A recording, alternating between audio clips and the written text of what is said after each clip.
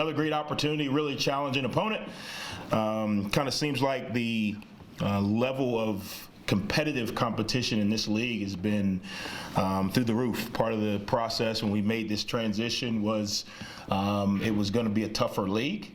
And you kind of see it's week in and week out, kind of reminds me of the league that I came from.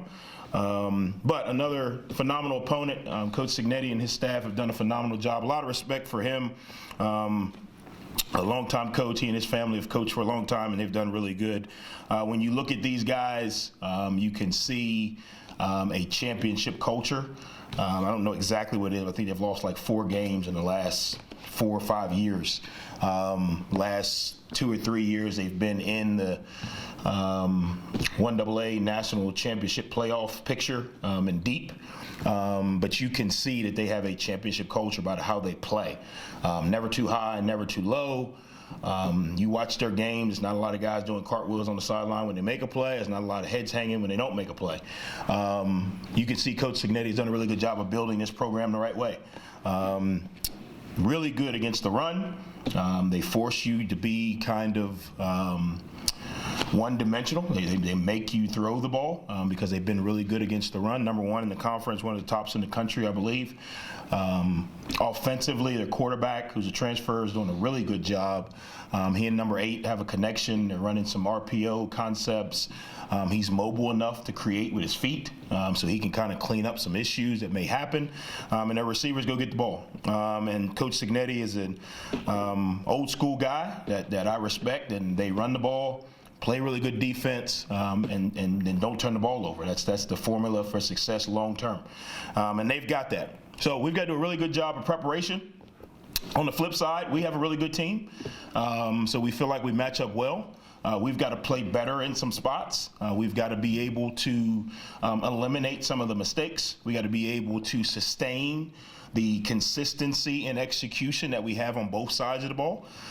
When you're in situations like we're in, where you're missing a really explosive player. You know, we went back to make myself feel better, to see if I was still a good coach. And we played 2 Sun Belt teams last year. We scored 54 points. There was one person responsible for 47 of those points. And I looked around, that person's no longer here. So we've got to be able to recreate that explosion, that production on offense different ways. You can't recreate the person, but you got to recreate what we were able to do. And when you look back over the last couple of games, we've had an opportunity with extra few days to kind of go back and look. Teams are playing us differently because of what we have and what we're able to do. So we've got to be able to take advantage of what we do well and build off of that. Defensively, we got to be able to continue to sustain. You know, we're playing really, really good for about 3.5 quarters, and there's a handful of plays that we'd love to have back. Not that those plays will be eliminated, but we got to be able to bounce back quicker. Part of that is we got to play team football. We've got to be able to move the ball. We got to be able to take advantage of defensive stops. We got to be able to take advantage of turnovers. We got to be able to take advantage of momentum swings throughout the game. And we do that through preparation and consistent execution. Met with the team yesterday, our normal Monday meeting. Team's in a really good spot. We're in a dogfight. They understand it. They embrace it, but we ultimately got to execute on Saturday, and that's the beauty of when you play really good teams week in and week out. It forces you to go through the same routine to be able to execute at a high level. Sometimes when you play, games and the competition goes up and down, you really don't understand if you're correcting your mistakes or if you're just better than the opponent. And in these last couple of weeks and in this season, in this conference, you're going to have to be able to improve each week. Doesn't mean that you go from 0 to 100, but each week you got to be able to improve. You got to be able to not hurt yourselves. We talked about Marshall beaters. Those type of things show up and they're magnified when the competition level is equal. So really excited, really good week of practice, really good start yesterday. We've got a really good plan moving forward, so it should be a really good weekend in Harrisonburg. Coach, when you talk about some of those explosive plays last year against Sun Belt teams, Rasheen Ali returned to practice about a month ago. How's his progression coming? When, are you eyeballing him to maybe return to the field? I'm not a doctor, so I don't know. But he is back. He's around. He's going through the protocols that they have him to go through. I learned a long time ago that the head coach doesn't cross the medical line. So when they tell me he can do a little more, and for his his sake, right? I don't want to be the coach that, oh, you got to play because we need, a touchdown this weekend. I don't think that's fair. My number one job is to protect the players on and off the field, mental, physical, emotional, the whole deal. Part of protecting the players is building an infrastructure around them that they can trust.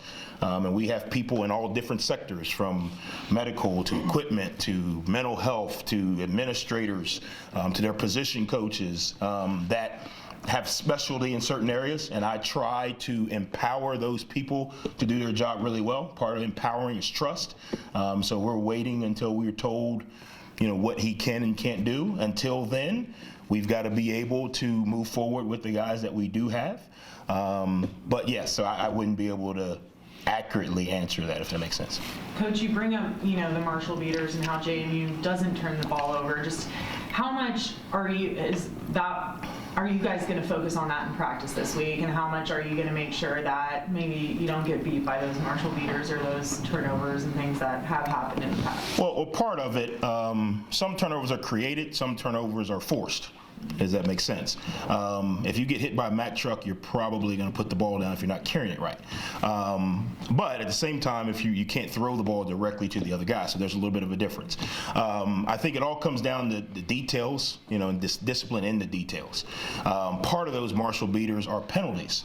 The last game, you guys just look at the game and boo or cheer. Some of you guys, Chuck, I know you cheer. We were driving the ball probably for the first time in that first drive or first couple of series really well. Moving the ball with really good rhythm, doing what we needed to do. We got to a point where we had some things planned, and we went kind of, a low cadence or a false cadence where we had an offensive tackle jump. Well, that's a focus and a detail and attention to detail type thing. That has nothing to do with the opponent. That has nothing to do with did you make the block or not make the block. Those are the things that we have to control. Obviously, there's going to be penalties throughout the game that you try to eliminate once the ball snaps, but that's part of the game, right? Holding, got outside of my guy, didn't run my feet, those type of deals, pass interference, bang, bang call, those type of things. But before the whistle snaps, it's 100% controllable by the individual.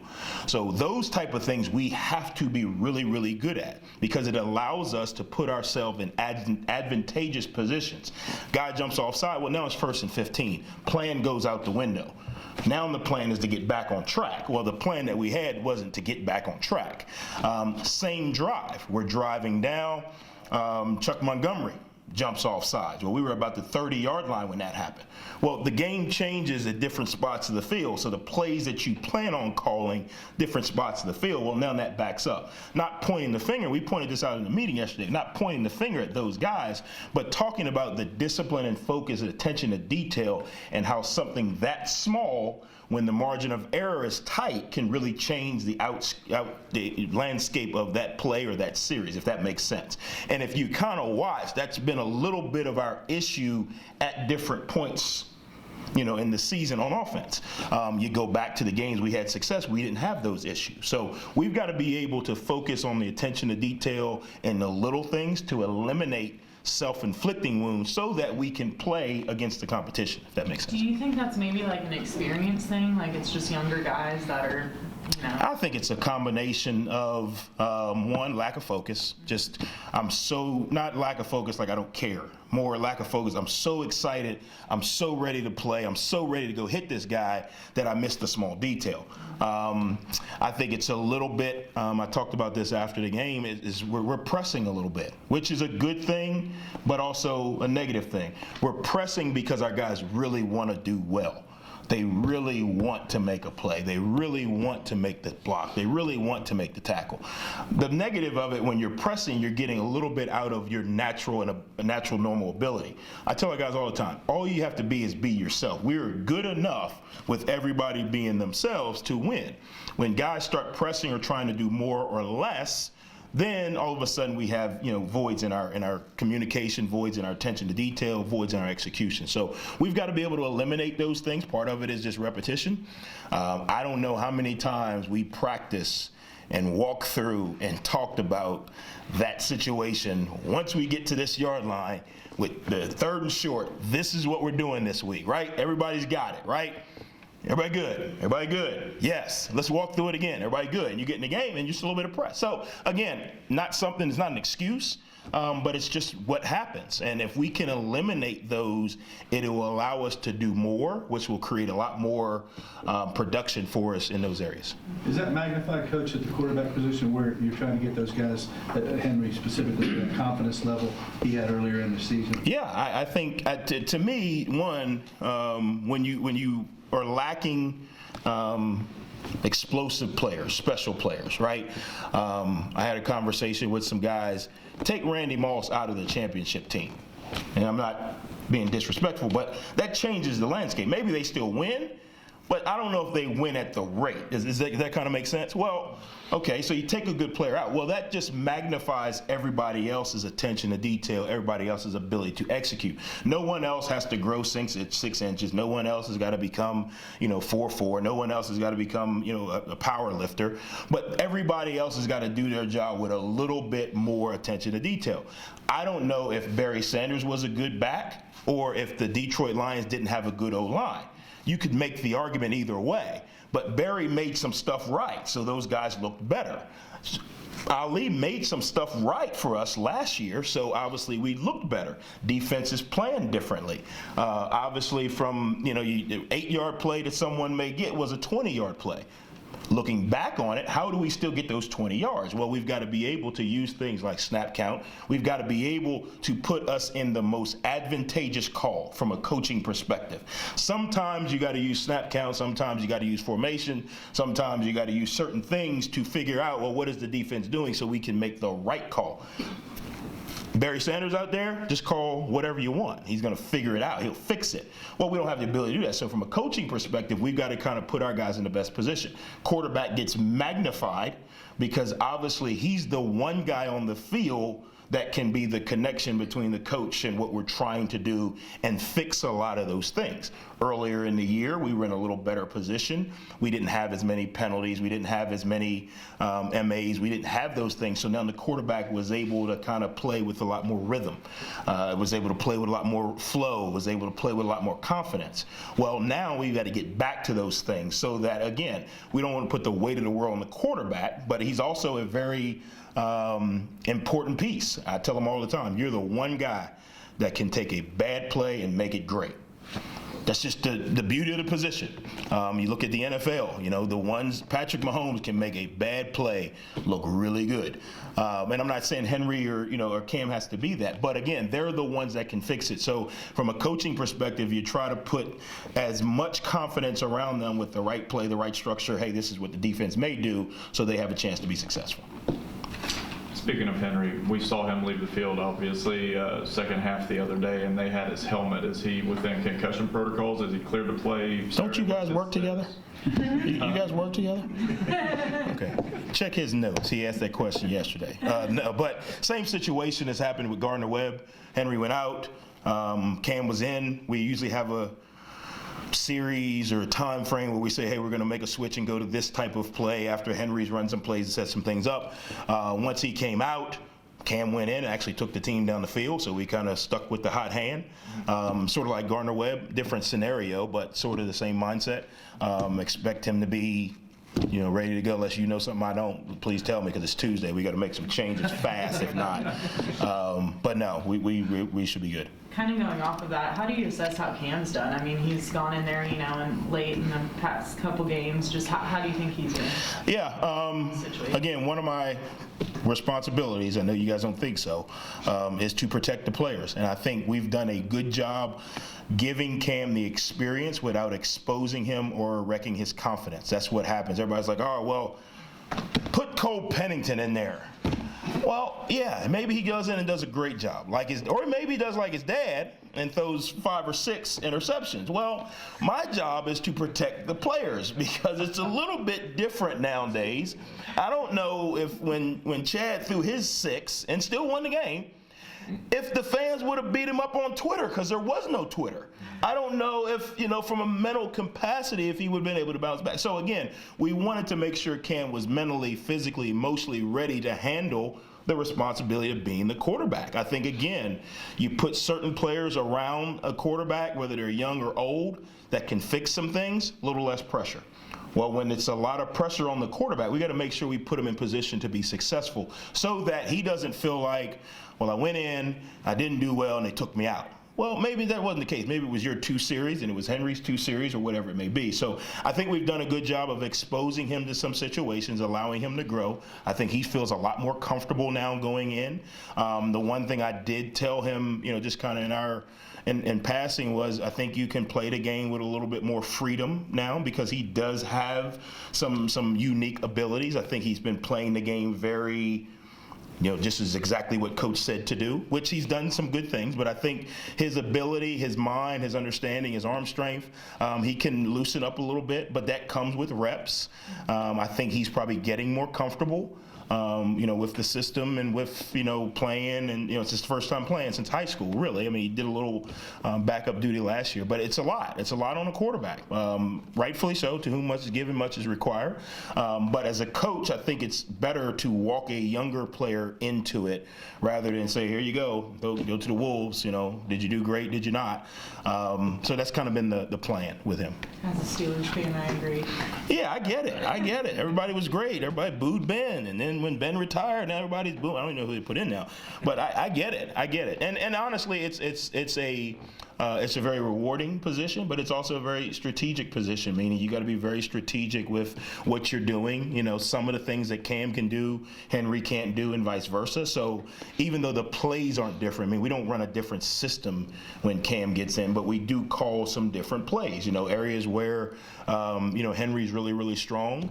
Cam has strength in other areas, so we kind of be able to adjust until we can get the best feel. And each week it changes, right? Defensively, what they play, the structure they play, their strengths.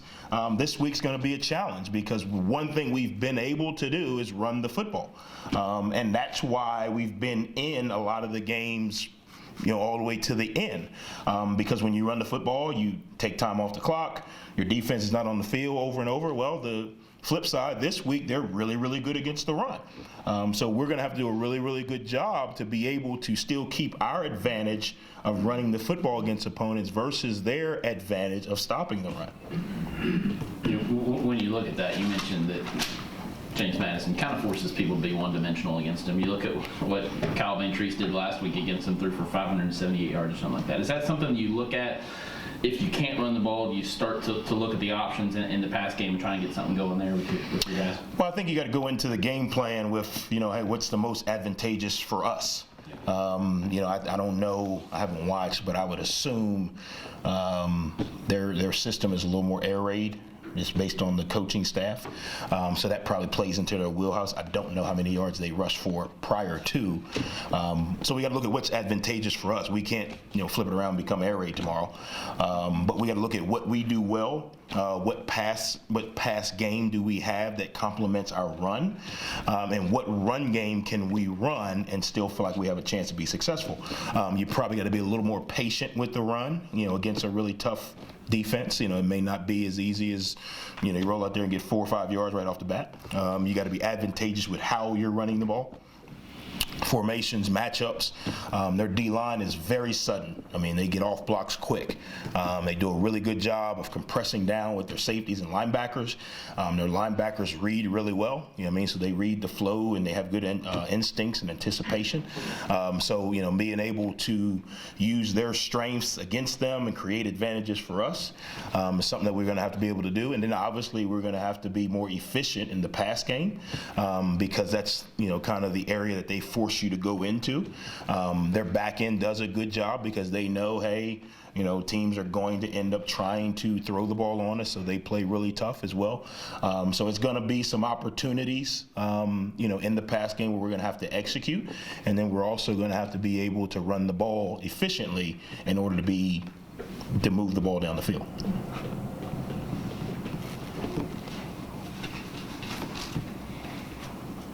That was easy.